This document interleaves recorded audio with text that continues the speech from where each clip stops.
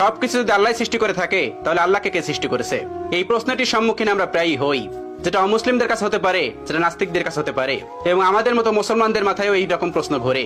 এই প্রশ্নটির উত্তর আমি আপনাদেরকে দিয়ে দিব ছোট্ট একটা ঘটনার মাধ্যমে। তো চলুন শুরু করা যাক সেই ঘটনাটি। একবার ইরাকে সমস্ত নাস্তিকেরা একত্রিত হলো এবং সেখানকার সমস্ত আলেমদের ডাকলো এবং বলল, তোমরা যদি আমাদের 4টা প্রশ্নের উত্তর দিতে পারো তাহলে আমরা ইসলাম ধর্ম গ্রহণ করে নেব, আমরা মুসলমান হয়ে যাব, আমরা নাস্তিক থাকবো না। তারপর সকল আলেমরা বলল, ঠিক আছে, তোমাদের প্রশ্ন 4টি করো, আমরা প্রশ্ন উত্তর দেওয়ার চেষ্টা করব।